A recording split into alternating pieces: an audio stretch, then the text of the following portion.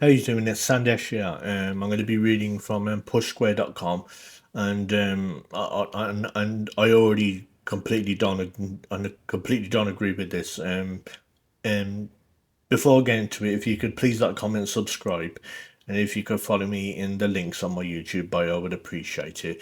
And basically, ex PlayStation boss says Nintendo is losing its identity. Completely agree, but we'll get into the article now. I mean, completely disagree. Excuse me. Shuhei Yoshida, the beloved ex PlayStation boss who once led Sony's first-party studios, isn't overly impressed with what he's seen of the Switch 2 so far. Speaking candidly with easy allies, the industry veteran said he believes Nintendo is losing its identity as its new Switch lacks the imagination of previous platforms. For me, Nintendo is always about creating a new experience, like designing hardware and games together to create something amazing. A new experience, he said. But Switch 2, as we all anticipated, is a better Switch, right? It's got a larger screen. It's got a more powerful processor. It's 4K and 120 frames per second. That even had the hardware person starting the stream like other platform holders do. Yoshida continued that while he thinks the core premise of the better Switch is great for those who only play on Nintendo consoles, he pondered what the platform has to offer to those already entrenched in the PlayStation, Xbox, or PC ecosystems. But the thing is, there are people out there that even though PlayStation is their primary console, have an Xbox, a PC, or they probably have a Switch One as well. So the thing is, there are people out there that multi-platform. So I don't know what the hell he's talking about. He explained because it's a better Switch. The core premise of the whole Switch 2 is, we made things better, and that's something other companies have been doing all the time. So of course it's a more powerful Switch, so it's great. If your gaming was only on Nintendo hardware, it's the first time for you to be able to play amazing games like Elden Ring. But for us, the core gamers who own multiple platforms and play games on the PS5, Xbox, and PC, the games they showed off, especially from third parties, in theory, it's amazing to have all these all stars of industry games on Nintendo hardware. However, what they showed, it was like, oh, Yoshida tailed off and didn't really complete his point. But it's not hard to see where he's getting at. Where's the incentive to purchase pricey ports of older games like Cyberpunk 2077? Well, what I heard as far as Cyberpunk 2077, I've been hearing reports that it performs better on the Switch 2 than it did on the Steam Deck. Obviously, I don't have a Steam Deck, but that's what I've been hearing. And Yakuza Zero, when there's no guarantee that they'll perform any better than they did years ago on previous hardware. Well, as far as Yakuza Zero goes, you got to understand something that's got nothing to do with Nintendo. Sega's re-releasing that themselves. It's also going to be coming out on PS4 and 5. So the in this on, in this article, they're trying to make it out like and Nintendo dictated the re-release of these third-party games. When no, that was not true.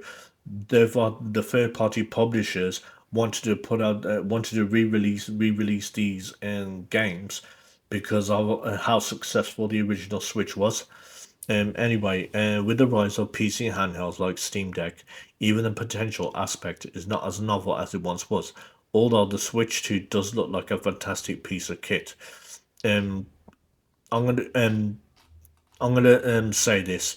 I completely disagree with what Shia Yoshida said because he said Nintendo has lost its identity. Well, let me ask this: what's Sony's identity as far as the PS5?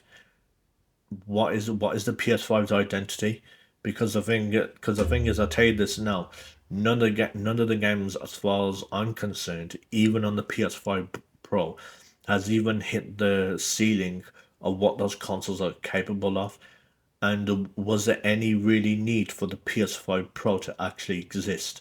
Because the thing is, if the games are not looking as good as they should do, then that's not the fault of the console. That's the fault of the developers and the developers.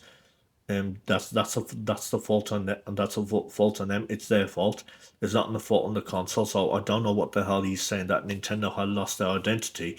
Nintendo has always kept their identity because the thing is, first of all, they're overprotective over their IPs. They know how to put it at IPs, and also they go after people. They also go after people, and also Nintendo is known for being arseholes. So that's part of Nintendo's identity, and there's been many instances of where Nintendo's been arseholes for no reason, and also on the fact that their first party IPs is a major part of Nintendo's identity. So yet again, I don't know what the hell Shuhei Yoshida was talking about.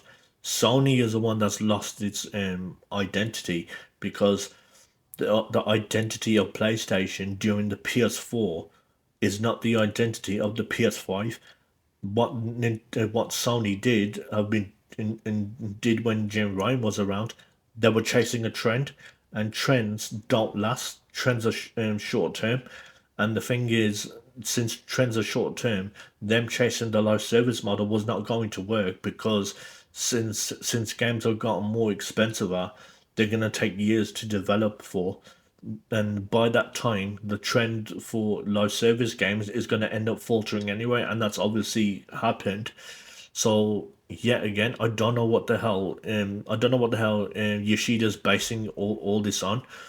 It seems to me that he expected them to have a badass launch, a badass launch as far as games go, as far as first party games go, when obviously Nintendo, where I knew that Nintendo wasn't going to show every single game. I knew they weren't going to. They're not stupid.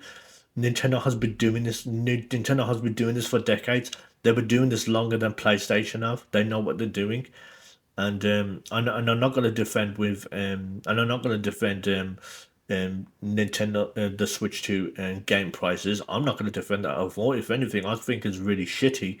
But also at the same time, the one who started it off first was PlayStation. Yet again, the PlayStation's identity during the PS5 is not Sony's identity as far as I'm concerned. Because the PS4's identity was absolutely incredible. That's why the PS4 just sold gangbusters. And yeah, I just don't know what the hell he's basing it all off.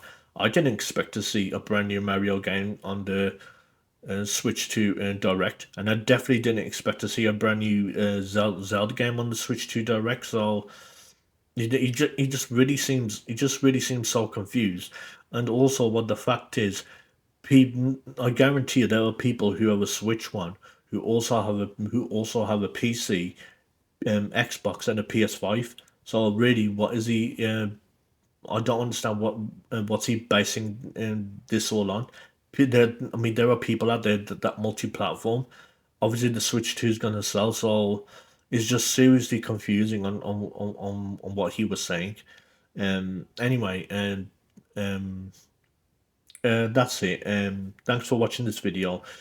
Please like, comment, and subscribe. And if you could follow me in the links in my bio, in my YouTube bio, sorry, I would appreciate it too. Thanks for watching, and I'll see you soon.